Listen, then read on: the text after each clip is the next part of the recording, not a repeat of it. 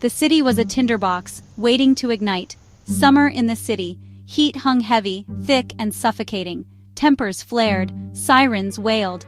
Every night, news reports crackled with stories of desperation and despair. The gap between the haves and the have-nots had become a chasm, swallowing hope whole. Daniel, once a respected teacher, found himself caught in the city's undertow. He'd lost his job months ago when the school district made drastic cuts. Savings dwindled. Eviction loomed. His daughter Lily needed expensive medication. Despair clawed at him, a constant companion. One stifling afternoon, Daniel received an eviction notice. Panic flooded him. He paced his tiny apartment, Lily's innocent face flashing before his eyes. That's when he saw it. A discarded newspaper, its headline screaming about a high society gala happening that very night. A dangerous idea began to form in his mind. Hours later, Daniel found himself outside the opulent ballroom. He wore his best suit, a relic from a life left behind.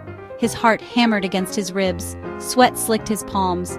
He could turn back, he could walk away. But Lily's face, etched with worry, kept flashing in his mind. He stepped into the ballroom, the air thick with the scent of expensive perfume and champagne. He moved through the crowd, his eyes scanning for his target, a priceless diamond necklace on display. Suddenly, a small hand slipped into his. "Daddy, you promised to read me a story!" Lily's voice, filled with childish innocence, pierced through the fog of desperation. In that instant, the weight of what he was about to do crashed down on Daniel. He looked down at Lily, her innocent eyes questioning. His throat tightened. He couldn't do this. Not to her. Not tonight.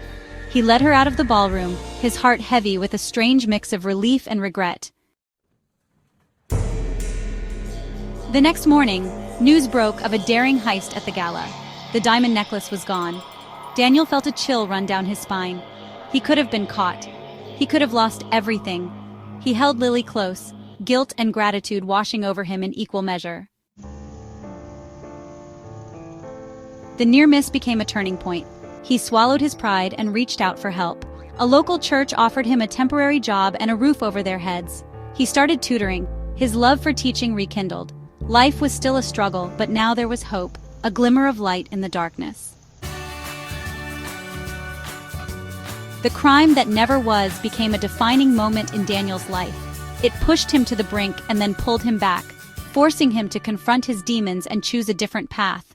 It was a stark reminder of the fragility of life, the fine line between desperation and hope, and the enduring power of love in the face of adversity.